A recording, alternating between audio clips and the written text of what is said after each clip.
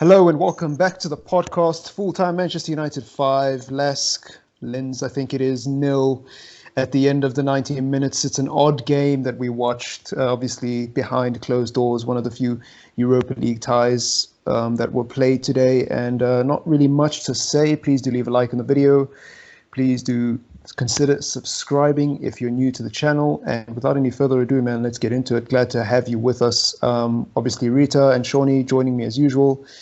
So yeah, let's address the elephant in the room before we get to the football. What do you guys think of games being played behind closed doors, number one, and number two? How long do you think it is before games start getting called off? Because we're seeing other sports like the NFL, like the NBA, like F1, and even football in other countries getting called off. So what's your thoughts on that? Well, about behind closed doors, honestly, I didn't mind it. I actually quite enjoyed it. I completely even forgot that there was no fans there after like 10 minutes. So it became normal to me. I didn't mind it. Obviously, it's a shame when you don't have fans because fans make football everything. But yeah, I don't mind it if it's for a short period of time. And I think games and stuff will be cancelled. I think after Spurs. I think we might play Spurs, but I think after that, I think it could be done. Yeah. Like, Shin instead of lying, he doesn't mind it in terms of it being a short-term thing, and I'm okay with that as well. But I wouldn't like to see it being a thing happening over the rest of the season. And I don't think it will be. I think it's inevitable that they have to postpone games because it's not worth taking the risk. So, yeah, I do think it's going to happen. Look, this show is obviously not about the coronavirus, but coronavirus is affecting everything in the world at the moment. It's affecting the economy, it's affecting sports, it's affecting everything.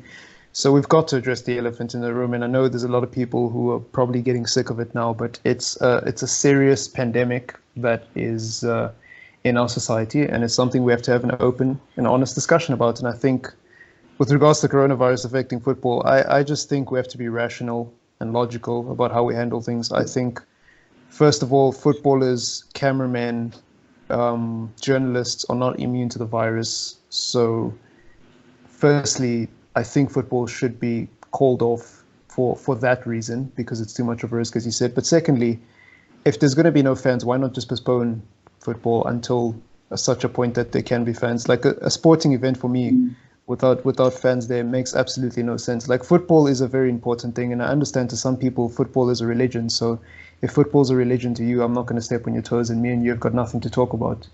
But to the rational human beings listening to this, what is the point of playing football behind closed doors? Like, why not just wait? And like, the whole point of sports is for the fans. So why does football have to be this be all end all thing that needs to go on? Like, there's more important things in our society, and I think we have to realize that.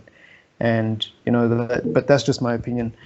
I don't think football is something. In other occupations, it makes sense that things continue because you can't just stop banks, you can't just stop. Insurance companies can't just go on a month-long break. There's some companies that need to run. Like, if you're a doctor, you need to go to work, obviously. If there's just some occupations that cannot stop, otherwise the economy will collapse. But football's a sport. It doesn't need to be there. It's a recreational activity, and we need to realize that there's more important things. And I think let's just wait, figure things out, and then resume. Because I honestly find it very weird. Obviously, you're gonna get used to it. Obviously, like, if it's a short-term thing, obviously it's not such a big deal. But I just find it weird. But anyways, that's just my opinion. What do I know? I'm not a health expert. Nor am I an expert in anything, really, so don't take my opinion as gold. The reason is prolong the inevitable. Yeah, I just think it's really odd for me. Like, I was watching PSG versus Dortmund, and I just couldn't wrap my head around it. Even when they were celebrating, like, it was just weird, Like, this Borussia Dortmund PSG. This is a big game in European football. And you can pretty much hear a pin drop in the stadium. It's weird because I'm an esports fan, and if I had to watch an esports event with no fans, it wouldn't be the same. Like, if I had to watch a CS:GO event where there was no one in the crowd and the chants weren't there, it's weird. If I had to watch a cricket game with no fans, it's just weird. And I don't see it being any different in football. But again, you can get used to it. Like, obviously, to some people, I sound very melodramatic because some people don't mind an empty stadium. So, it's one of them things, isn't it? But yeah, we're not here to talk about the grims and eels of the coronavirus. You know, it was just meant to be a brief thing. LASK, how good are they? Are you guys ready to write them off based on what you saw today? But I think I wrote them off in the preview. I wrote them off. I was like, you know what, this should be easy. No, yeah, but now beyond doubt, Chief, beyond doubt. No, yeah, now it's done. Game over. 5 now away it's like goals. you don't even need to watch the games. Yeah, I don't even. Obviously, I will watch it because I haven't missed a United game in over a decade. But yeah, it's game over. Yeah. You know, I actually think they can come back. Ah. I'm kidding. No way now. Look, LASK are horrible. Like, they were crap. Like, yes, there being no fans played a part, and I hope that's the major part of determining how they play today. Because if they play like this week in, week out, I really worry about the Austrian league because it was really, really bad. And we weren't amazing. We were quite flat as well for most of the first half. We got slightly better in the second half, but we did enough. I'm gonna be fair to LASK here and say they did knock out AZ Alkmaar, and AZ Alkmaar had a good period against Manchester United where they actually looked like a team that was playing dominant attacking football. They just lacked the quality in the final third to punish United. So I'm gonna be fair to LASK and say that on their day they can be a decent footballing side, but they're nowhere near the level of a Premier League side, 100%. But today they're worse than Astana. Yeah, but I mean, it happens, and United are in very good nick at the moment. The United that played against Astana and the United that's playing now are two very different teams. The United against Astana didn't have Bruno. The United against Astana was on course to having their worst Premier League season in history. The United that played against Astana had a win percentage of less than 27%, you know, whereas the United that play now are a United that's unbeaten in 10 games that just beat City 2-0. So I think when you don't have fans and you have a team that's traveling away with the amount of confidence that the United team has to the point where they actually play a weaker team against you away from home in an elite competition to some teams, you know, it was always going to be difficult for them. And that's true, but I just think, yeah. No, you can go. I feel like that aside as well, I just think they just didn't do enough because we weren't amazing. Defensively, we were good, but like, did they really attack that much? They really didn't threaten us. United were in the third gear the whole game, and they didn't need to go out of third gear. No, look, I'm not saying LASK is a good team. I'm just saying you have to give credit where it's due, and like they did make it this far in the competition. But what I would say is this just confirms what I've been saying this whole time. Like the Europa League, the caliber of team that's in the Europa League is not that good. You know, 5% of the teams in the Europa League are teams that we should be worrying about. Maybe 10%, to be fair. But the 90% of the teams that play in this competition are teams that Manchester United can beat. If we can beat Manchester City, if we can beat all the top six sides in the Premier League and still be fifth in our worst season in history, we can win this competition. Trust me. You know, the only team that's going to give us problems is probably an Inter Milan and probably an Ajax. But even then, I still think we can beat them, Inter. So, like, again, LASK is... I don't really know much about LASK, but the fact that they beat AZ Alkmaar tells me that they're not really that bad. It's just Premier League size is just that good in Europe. In the Europa League, that is. Except, bar Arsenal. Arsenal are crap, But, yeah, like...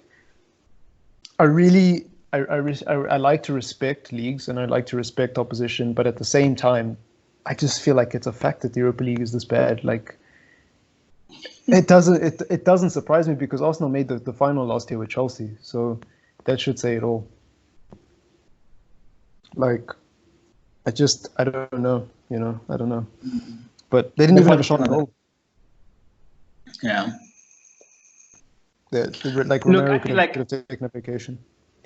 I've had doubts before, but I do feel like without Bruno, we probably would have struggled a little in this competition. And I heard in one of the commentators today on SuperSport saying, in a different time back in the day, the rules wouldn't allow Bruno Fernandes to play in this round of this competition. He'll be captain. I was just thinking, imagine that.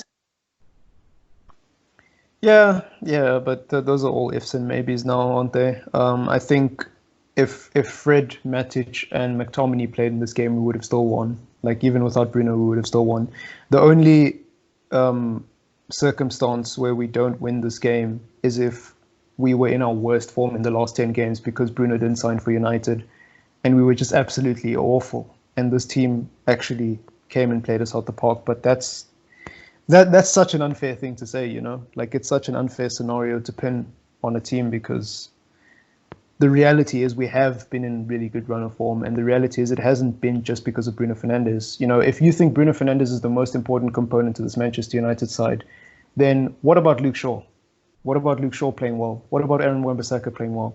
What about De Gea making world-class saves? What about Maguire playing well? What about Lindelof playing well? What about the fact that we're actually having an argument in the United fan base between Lindelof and Bailey because they're both so good at the moment? What about Matic? What about Matic's form? What about McTominay's form? What about Fred's form? What about the conversation that Fred might be one of the best midfielders in the world all of a sudden? What about Martial's form? What about Rashford's form before he got injured? You know, there's so many players in this Manchester United side that get overlooked because all of a sudden Bruno Fernandes is signed. And this is a similar thing. I hope it doesn't end up the same way as Pogba, but this is a similar thing to when Pogba was involved. Everyone looks at this one player and this one key component, and they forget that this is a team game.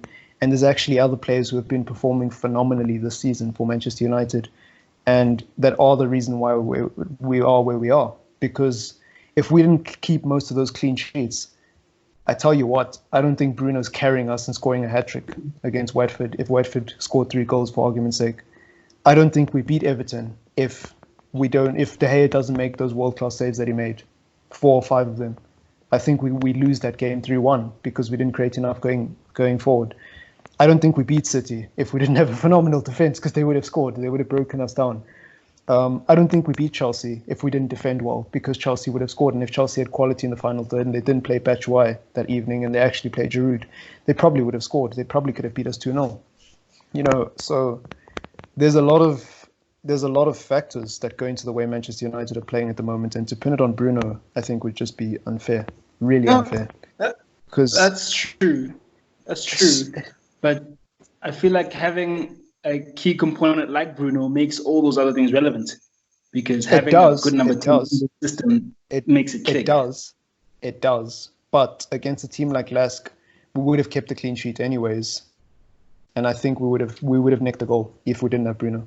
100%. True. I think it's fair to say. What I was saying that overall in the Europa League, I would have had more doubts about us winning the competition if we didn't have Bruno. Oh no, that's fair. Maybe in terms of winning the whole thing, yeah, that's fair. But in terms of getting to where we are now, I really don't see that argument that much, because even if you remove Bruno against Bruges when they came to Old Trafford, man, Bruges were awful. And they were awful away from home as well, because they were playing against our second team and they couldn't break us down. And then also, we didn't have Bruno in the group stages as well, and we did quite okay there. So, you know, I just think if we can beat AZ Alkmaar without Bruno, we can beat LASK, the team that beat AZ Alkmaar without Bruno, easily and comfortably. Like, you know, but, you know, maybe I'm wrong. Maybe in an alternate universe somewhere where United don't have Bruno Fernandes, they're struggling and they're knocked out of all competitions. Maybe. But we'll never know. It's a very silly thing to say. It's a very silly thing to say. If we were sat here and Luke Shaw wasn't having a phenomenal season, Wan-Bissaka wasn't in conversation to be one of the best right backs in the world, Harry Maguire wasn't in conversation to be a really good defender, Lindelof having a good season, Matic wasn't getting a contract extension because Matic was as crap as he was at the beginning of the season, McTominay wasn't playing well, Fred was still being questioned whether or not he's actually Brazilian because he's just shit like the way he was under Mourinho, then I would have been like, yeah, Bruno's the one. But there's so many players who've played well in this team over the last not just the last 10 games, but over the last few months for Manchester United. And I tell you what, I don't think we would be where we are without some of those players. And Bruno, I've often said that Bruno's the engine and he brings everything together. But you can have an engine, but if you don't have tires, your car's not moving. So you need the tires as well. You can't have just tires and no engine. You need an engine, but you still need tires. Otherwise, your engine's useless. You might as well keep your engine if there's no tires. You know what I mean? So it goes together. It goes together. Like, yeah, if we didn't have Martial, we'd probably still be as crap. Yeah, it just... I think we need to put the whole Bruno thing to bed now, because yes, he's very important. Yes, he is a great, great role model for the team. Yes, he lifts everyone up. But no, he's not the only reason why Manchester United are having a good season. It's a very silly thing to say. What about Igalo? Imagine we didn't have Igalo. Imagine we didn't have Igalo and we played Martial 90 minutes every game because we had no one to come off the bench. Think about that. Like, it's just, I don't know. besides some of the goals that were scored today, you know, Bruno was involved in most of them, but he wasn't involved in every single one of them, not directly anyways. So, I mean, so, but hey, get down in the comments. It is about opinion. It is about opinion, man. I don't want to step on anybody's toes, you know. I just think sometimes as football fans, we tend to have tunnel vision. And the reason why I'm so passionate about this is because I'm still annoyed by people who think that Ronaldo was the key to Madrid's success when Madrid was the team that won the most Champions Leagues before Ronaldo even got there. Like, that's why I'm so passionate about this, because it happens time and time again in football where people look at one player and they're like, this guy's the reason. And I'm like, no, he's the engine, yes, but the car still needs tires. The car still needs a windshield. The car still needs mirrors. Extend this any further, but like, it's one of those things you'll never be able to get around in football. Like, attacking footballers will get more of the glory. It's just how it is, because they are the ones who finish off the product.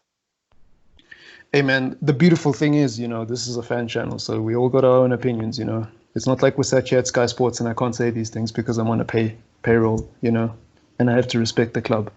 So, but yeah, I get you. Like, for most football fans, it's like pouring knowledge into an empty vessel. But for those of you who are listening and those of you who do agree with me, I'm standing up for you. That's what this is about. Sticking up for my people. But anyways, let's get into player ratings, man. Sergio Romero didn't have much to do. 8 out of 10, another clean sheet. I think, you know, Romero still gives me that confidence. You know, he's the best second goalkeeper you can have in the world. According to Google, these guys had no shots on target. So did Romero even do anything? No, but when he had to distribute the ball, he didn't do anything wrong, though. That's the thing. Like, this guy didn't do anything wrong. So I'm going to give Romero an 8, also because I like him. Basically tied his shoelaces and pulled up his socks. He made one bad pass at the beginning of the game, but besides that, he had a pretty clean game. He did what he had to do. He made saves when he had to, and that wasn't a lot. So he's us at 8. GG. Brandon Williams out of 10. He played on the opposite side today, which is very interesting because obviously right-footed. But again, you know, I didn't think it was glamorous or whatever. I think he just got the job done, kept the clean sheet, and yeah, 7 out of 10. I was surprised to see him on that side, but I was quite impressed. I think defensively he was very good. I think going forward, didn't do much, but that makes sense because he's not used to playing on that side. So yeah, I think a 7. Actually, no, 6.5. 6.5. Yeah, okay. We'll go with that, 6.5. Bailey out of 10. Also at 7, you know, defensive lateral was good again. You know, he went down injured and I was going to have heart attacks. I was like, oh, here we go. But thankfully he was fine afterwards. And yeah, you know, defensively you get what you get from Bailly. Tenacious tackles, you know, strength, aggression, and composure. So yeah, 7 out of 10. Yeah, I was like, here we go again. Oh no, it's only a matter of time. I think he had a really good game. Positioning was his strongest asset. I think his positioning was very good. He blocked one shot from on the goal line. I think they might have scored actually. So that was good. I think he had a good game. 7. I just think with Eric Bailly, and I'm going to keep this very brief because I know it's going to trigger a lot of people, but, you know, another reason why I prefer Lindelof over Bailly is I know Lindelof doesn't spend much time in the recovery room. You know, I just think sometimes you can be the best centre back in the world, but if you're injured for half the season, what's the point? You know, so I hope he stays fit. I hope he doesn't get injured, but, you know, he's proven me right multiple times since he got to United that he will inevitably just get injured and spend more time in the recovery room than actually playing football. And it's annoying to watch for me personally because it's just like, what's the point? I don't know how flexible Bailly thinks he is. The way he goes into challenges, geez, my life. He's just a very reckless individual. He doesn't really think things through, and that's not his fault. That's just the way he is. But like, come on now, come on. You have to look after your body now. You're a professional footballer. And I think Eric Bailly is an intelligent footballer. Like, I don't mean that in any disrespectful way, but like, come on. You got to make better decisions, but, you know, you can't do anything about being injury prone. Like, if you have a certain ligament or certain joint or certain part of your body that's not functioning at 100%, there's nothing you can do about that. Like, it's not your fault.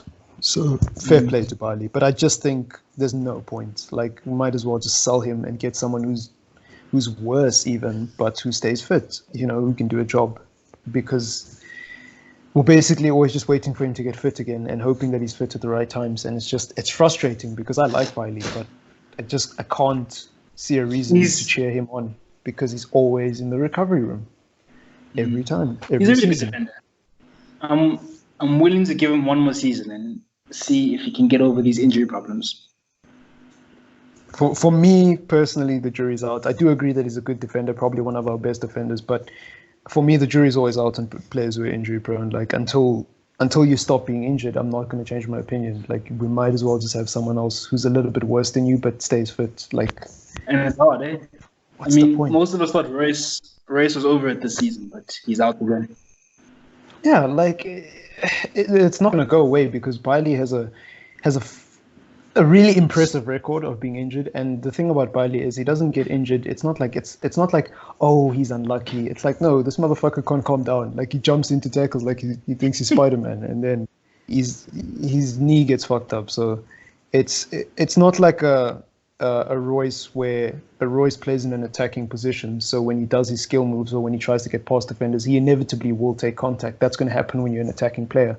And when you take contact over and over and over again in the same place, you're going to get injured. That's a bit unlucky. But with Bailey, it's like he's reckless. That's the way he is. He's kind of like Phil Jones in that sense. When Phil Jones had all those injury problems years ago, he just can't stay off his feet. Stay on his feet. So for me, the jury's out on him. But, he is a good defender. I'll give him that. Probably one of our best. But Harry Maguire, the guy who never rests, out of 10.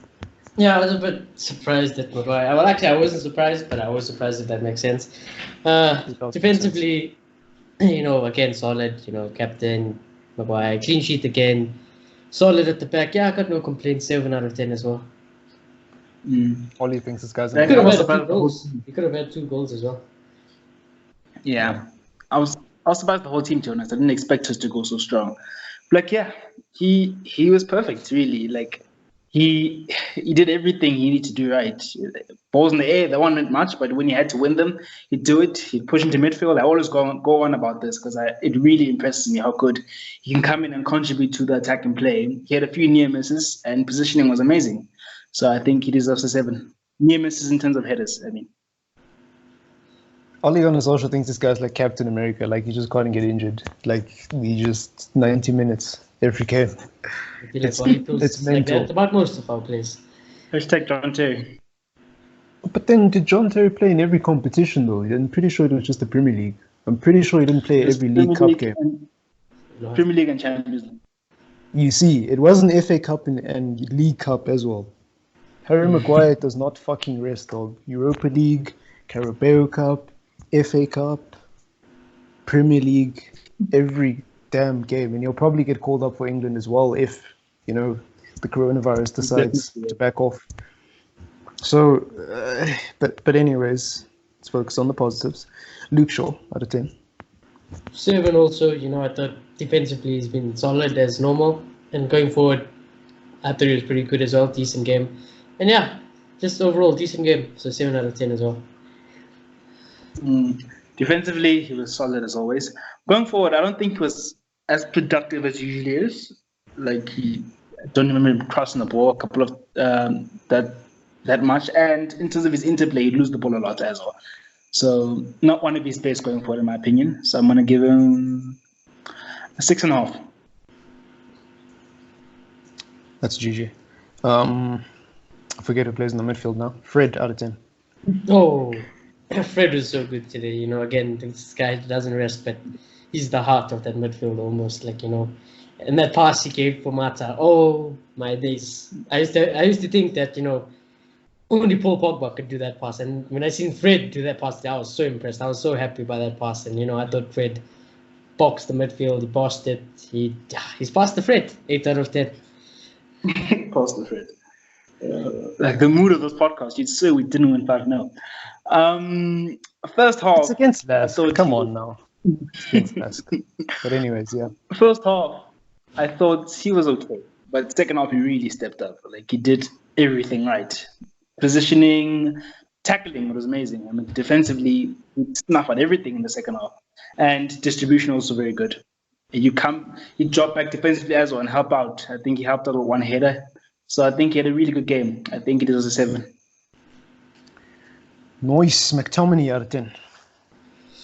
I thought McTominay did what McTominay did, He just runs a lot. Defensively, he was good.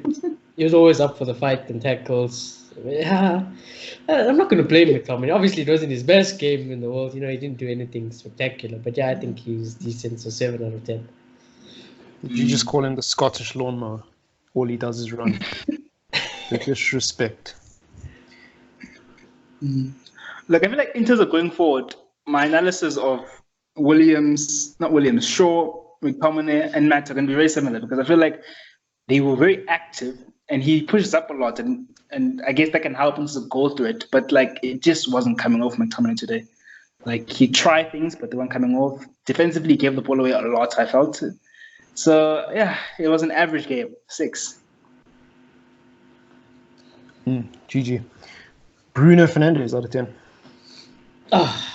Bruno is Bruno. You know what I mean? He creates stuff again. He got an assist, and for his high standards, obviously it was a quiet game, but he did what he had to do. Got the first goal. Well, he helped with the first goal. Got the assist. So yeah, 7 out of 10. Bruno's like a poacher striker who doesn't really have a good game, but like because of the quality, he still scores. I feel like he was flat more so in the first half. Second half, he picked up a little. But like when he got the ball and he had to help in terms of attack, he was productive about it. And I think he helped in one of the goals. I'm forgetting which one it was. So yeah, 7. Actually, no, 6.5. With Bruno, all I'll say is that's what happens when you combine work ethic with talent. You just get consistency. Matt out of 10. I let Malota go first on this one. Look, he scored. And wait, before you go on, I would say this is the kind of game that suits Mata. I think this is where Mata plays at his best.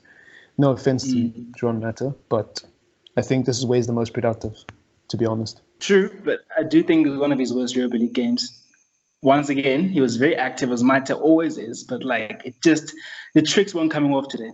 They just weren't. And the goal he scored, but like that goal was so easy for us to score. It was ridiculous. But I'm not gonna fault Mata. He did put the ball at the back of the net. So I'm gonna give him a 6.5. Okay, interesting. I thought Mulata was gonna give him higher than that, if I was honest. I'll be honest with you. I thought Mata, I didn't even realize he was playing till later on in the game. I was like, oh yeah, he's alright doing it today. But yeah, I think if Mata didn't get that goal, it was going to be, I thought it was a very bad performance from Mata. But he got his goal, and I think he was just average. So I'm going to give him a 6. Fair enough. Dan James out of 10. Oh, I'm so happy for him. You know what? Dude. Today, it was just worth it for him to finally get that goal. It's a good game for him to just play. I can't remember. I think I did expect him to play, or I didn't. I can't remember. But yeah, I'm so happy for him. This is his type of game where he comes in. I think if he didn't get that goal, people are going to slate him as normal. But that goal is just, it buys him more time, and I think it just keeps people quiet for now. And I think he deserves it. Boost for his confidence. And yeah, so I'm going to give him a 7 out of 10. Yeah, you could see it meant a lot to him the way he celebrated. Yeah. I was very happy for him. It was a really good goal. And he was probably one of our most productive outlets. Yes, when he gets the ball, he's not the most productive in terms of his trickery or finding the man, but like he still is a threat. He does scare defenders. And I think he had a good game. So I think he deserves a 7. He also needs to work on his intelligence. I think it's funny how when Jesse Lingard scores against Tranmere, it's meh. But when Dan James scores against LASK, a team that doesn't even have a logo on Google, I'm so proud of him. And like, I'm not even, look, I like Dan James. I'm not trying to be cynical, but I'm just trying to be as objective as possible and just look at both players. Obviously, Jesse Lingard's in a different boat, but, with regards to Dan James being slated, if anybody does still slate Dan James after this, like, don't slate him for the performance today specifically, but I still do think is a one-trick pony. I still do think this is an isolated performance that means nothing, because we've said millions of times that when Dan James does get space and his pace is useful and he's allowed to exploit teams with his pace, he's a good player. And all he needs to work on is his football intelligence and perhaps looking up instead of looking down when he's running the whole time. And yeah, of course, he does score a bit of a worldie. That's expected against a team like LASK. Like, it's not that difficult. But again, let's not forget who he's playing against. Let's not start lubing this kid up like he's the next best thing since Ryan Giggs coming out of Wales and Gareth Bale, because it is LASK. It is LASK. And I have to defend true. the anti-Dan James people. True. But like, James has time. Just lingers a Madala. I know. I did say they're different. I did not say they're the same. I said they're different. I did say. I'm just putting it out. Yeah, definitely. But Pereira also has time and he's crap. So, it's one of them things, isn't it? If Pereira had played today and he had scored, nobody would be celebrating it. But because it's James. Well, he did play and he did score today, so we'll see when we get there. Yeah, but yeah, I promise you, I'll bet you my PlayStation that there aren't as many United fans happy about the fact that he scored than there are happy about the fact that James scored, and that's just favoritism, because they've both been almost as crap. With James, I can kind of see the vision, kind of see where he's lacking, and I can see it improving. With Pereira, firstly, I don't know what his best position is, so to be honest, I feel like he should leave the club. But I'm talking specifically about an isolated performance. I'm not talking about who you prefer long term and who you see as a good option long term. I'm talking about this isolated performance. Yes, I'm talking about two players who've both been crap. I feel like it does. It will. Yeah. It will. But I'm talking about specifically about the isolated performance. That's all I'm talking about. I ain't trying to say that Pereira is better or that James is better. That's not what I'm doing. I'm just pointing it out. Like, people are going to celebrate Dan James more because people like Dan James more. And if Pereira scores, it doesn't really matter as much. If Pereira scores in a game like this, or Lingard scores in a game like this, it's LASK. If Dan James scores, we're so happy for him, And that's just the way it is. Why it is that way, that's a topic for another day. I ain't bothered about that. I was just pointing it out, I feel like I have to play the devil's advocate, Somebody has to do it on the show. But anyways, Igalo out of 10. Igalo, yes, my man from Nigeria. Yeah, that's my boy. That is my boy. I'm so when Igalo scores, I feel like I've scored. I feel like every United fan has scored when this man scores, because that's what he is. He's one of us. Igalo is one of us, and it's ridiculous. I'm so happy for him. Obviously, I think he's doing a lot better than what I thought. I thought he'd get a few goals. I didn't think he'd get this many goals and have made such a strong impact. And I'm just happy for him, That finish today, that goal, oh my word, what a goal that was. He did like 3 keepy ups and he smashed it off the crossbar and in. And then he still got an assist after that. So yeah, Igalo is my man of the match today. I'm going to give him an 8. Fair enough. Look, if he keeps doing this, I definitely want to keep him. We might have a quality play. It's like the Romero thing. Like, you give him a contract and he'll be more than happy to be backup striker and just be a squad player. That does play in our favor, because you can see the other clubs. I think the main example in the Premier League is, say, Aguero and Jesus. They're not completely happy, especially Jesus being number 2. And I feel like it's something Klopp has gotten right with Origi. And if we could have a situation like that, that'd be great. But yeah, he was my man of the match. I think he was really good.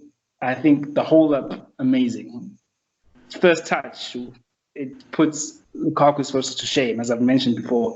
And the finish was extraordinary. So I think it was an 8. Yeah, it is funny with Igalo, because when Igalo first signed for Manchester United, you had the opposition fans who were laughing, and then you had a divide within the United fan base before that video came out, and everybody started hopping on the Igalo train anyways. But in the 6 hours where we were rumored to sign Igalo, you had 2 types of United fans. You had the United fans that were like, maybe this is not that bad. And then you had the United fans who were like, this guy's not my cup of tea. Why are we signing him? He's trash. He's from the Chinese league. He can't do it. He just can't do it. And now all of a sudden people are like, actually, he's not that bad. And we're like, it's funny, the flip-flop nature of football fans. And I don't know if I fell for it too, because I did say that this guy does have pedigree and he's not the worst case scenario. I was actually sort of defending Igalo and saying that the reason why that's such a bad signing is not because of Igalo himself. It's because of the nature in which we did it. It's the fact that we let Lukaku go in the summer and then we waited 6 months and until we had 6 hours left in a transfer window to find a replacement. That was the big problem for me with the Igalo signing, not the player. If we had signed Igalo at the beginning of January, I would have been like, all right, fair play. Let's see what he does. Because, but it's just funny. It's funny. I just thought I'd mention that, but it doesn't really matter. Football fans are allowed to be flip-flop, I suppose. That's the whole point. Anyone off the bench that you'd like to give ratings? Yes, definitely. My man there in the screen. Gunwood. Mason. Gunwood. He's my lord. That's my lord. Oh, yes. Mason. God, this guy he just needs one chance. I was so angry when they brought him in for 5 minutes, and I was just like, okay, you know what, 5 minutes, give him just one. Let him have one shot. And what does it happen? Chong puts him through. That left foot is there. Tight angle. Hits both posts, and it goes in. This man, oh my lord. This kid is so good. It's unbelievable. He's definitely one of my favorite players at United. Well, Greenwood FC. I'm going to give Greenwood a net. One touch, bang, boom. That's what he does. Greenwood. Nah, mate. Forget Greenwood. Chong. I think Chong played well. And he assisted Greenwood. Without Chong, there's no goal, my man. I think Chong had a good couple of minutes. And, hey, he signs a contract, he gets played. So I guess the message to Angel Gomez. Sign a contract. Well, that's what I was saying in the preview, though. Like, people are saying Angel Gomez and Chong are definitely going. I'm like, it's not set in stone. Like, again, I don't want to play the I told you so card, but it's weird. Like, football fans, I've noticed now, people hear one transfer rumor and then they think it's certain and it's written in stone. And it's like, might not happen, you know? I think they both will sign, but I think there's a higher chance of Gomez not signing than Chong, because of Chong, he's not really wanted by that many clubs. With Gomez, it's different because he's a talented player. So he does have a little bit more options than Chong does. I know, but you just see so many of these accounts that make it seem like it's set in stone when it's not. Like, we don't know what the future holds with Angel Gomez. That's all I'm saying. I'm not saying he won't move. I'm not saying he definitely is going to stay or whatever. I'm just saying that nothing's set in stone, and let's just see what happens. I don't get all these people who think he's 100% moving, like he's going to Barcelona already. Because they don't want him to leave, and like, why is Oliver playing him? I think that's where it's coming from. They want Oliver to play him, and that's why they're making a noise about it. That's true.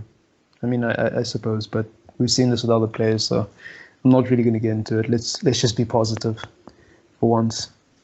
But anyone else? Pereira? Out of 10? On paper, Pereira gets us here because he got that goal. But yeah, that goal. Oh my word. You know, just a quick free kick taken. He smashes it, you know.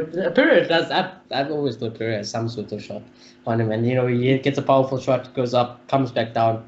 Keeper had a nightmare with that. And just, yeah. You know, when it goes in, it's just, yeah, it's, you know, it's one of those. But yeah, on paper, he gets a 7. If Greenwood had scored, it would have been an 8, because Greenwood only needs one chance. But anyways, I'm just kidding. Look, Pereira, he's always willing to shoot. He shoots the most out of any player in United, actually. And he hit the target, so you must commend him for that. But what was that from the keeper? Yeah. Yeah, but yeah, he scored, so you have to commend him for it. But to be honest, in terms of the goal, well done, it was great. But I've honestly written off Pereira at this club. I won't lie. I think he needs to move on. Yeah, I think you know, I think as a fan base, we basically want to move off. Who's still Pereira in? Like, who are you? Can you send us your contact details? I might know one, but let me not expose it. Can you send us your contact details so we can do a drive-by? There's an old friend from high school who loved Pereira, and actually he was his favorite player at United. Yeah, mate. Listen, if you're listening to the show, you need to go get a checkup ASAP. I'm joking. I'm just winding you up. Because he's young, I think maybe loan. You must try a loan because he's young. You never know what talent is hidden under there, and that might be exposed in the championship. Nah. You see, if this was FIFA, yeah, but nah. Like, look, this is life. You get an internship at a job. You get a 9-month internship. If you don't do well in that internship, you don't get the job. Move on. Go somewhere else. Go apply for an internship somewhere else. Let's not play this game where we're like, oh, He's had more than enough chances. Yeah, that's what I was about to say. I think, I'm not True. with Look, Gomez true, strong, but they haven't let me had finish. chances. Let me but finish. Pereira, Let me I finish. know that. Let me finish. Pereira has had a lot of chances. Is there a player in Pereira? Possibly. There possibly is.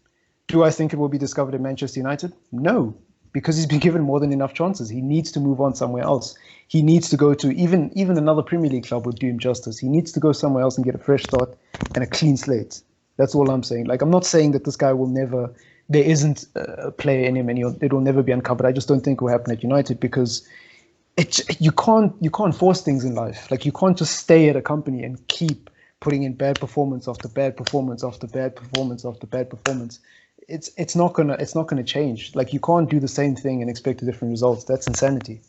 And unless there's some drastic change in tactics, where we bring out Pereira's, best side, what's going to change between now and next year with Andres Pereira? Like, what? Look, I don't even think Premier League. I think on his current form, not even a Premier League club. I think he needs to go to the Championship. But why I say loan, because we've seen moments, unlike just Lingard, we've seen nothing this year, to be honest. We've seen moments, they're very seldom, but we've seen moments, and you never know. I think maybe there might be a player in there. You know what? If Pereira came off the bench 8 times and 2 out of 8 times he had a phenomenal game, and then 6 times he had a crap game, I would have been like, yeah, we've seen moments. But I've watched this guy week in, week out, week in, week. That's the problem with Pereira. Like, if he didn't play as much as he did, and maybe that's Ole Gunnar Solskjaer's fault as well, it would be a different story. But and the switching of we've positions seen doesn't so help much either. of him.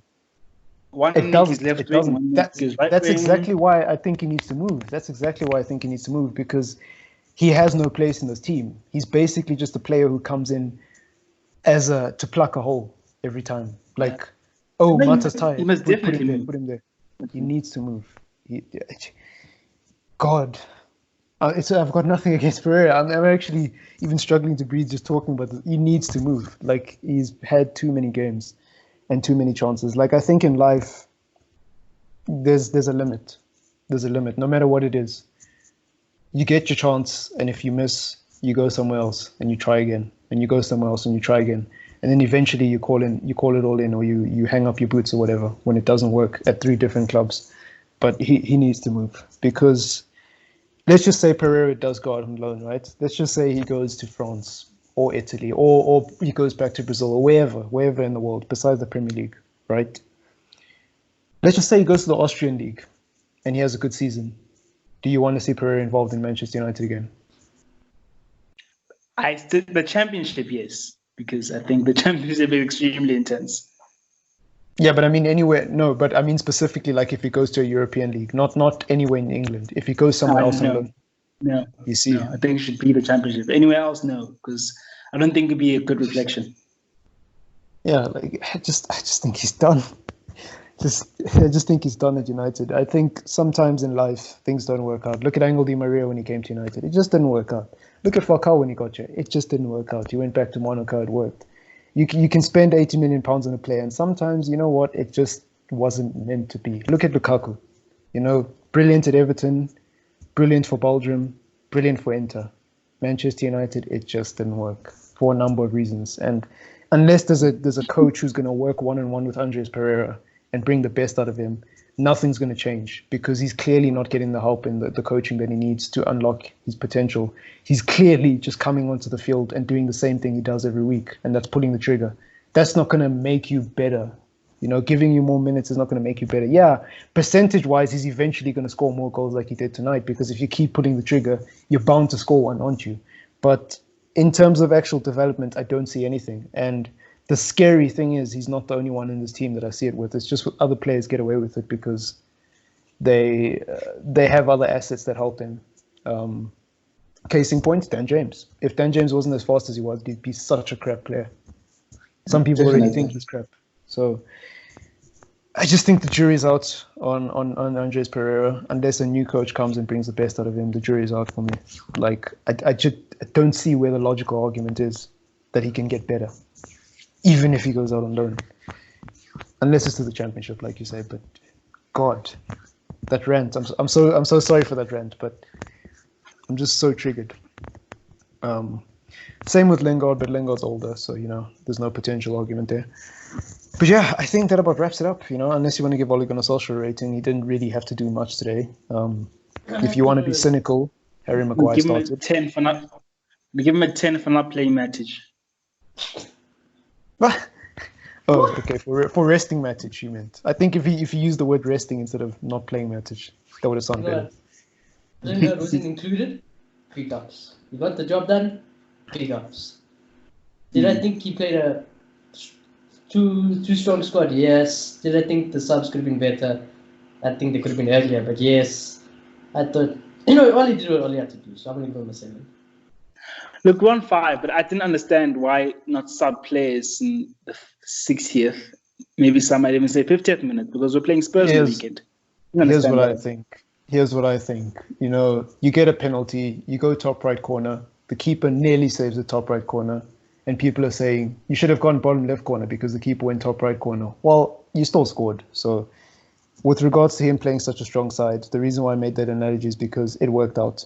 It worked out. If you want to be cynical, yeah, we shouldn't have played Maguire. Yeah, Bruno should have come off sooner. But why? Did Bruno get injured? No, he didn't. Did Maguire get injured? I get you, but we wound playing up winning Spurs on the weekend, that's my only worry. Yeah. And if against Spurs, Maguire goes down injured, then we can look back at this game and be like, that's a problem. But, it's 5-0, guys, at full time, But that's just my opinion. Anyways, please do leave a like on the video if you enjoyed this kind of content. Sorry the show was very dull, but it is LASK. We are not Arsenal. We are not Tottenham. We do not celebrate 5-0 victories against lesser teams. It is a positive result, but there's nothing here to cheer and throw a party about like it's LASK. So, I think beating Bruges 5-1 was a very different feeling because at the time our team was struggling. Fast forward 10 games later, when we're unbeaten, this was an expected result, so it's not quite the same feeling. When you've won 10 or 11 games, winning the 12th one against a lesser side isn't going to be the same as winning your first game in a long while against a lesser side, if you know what I mean.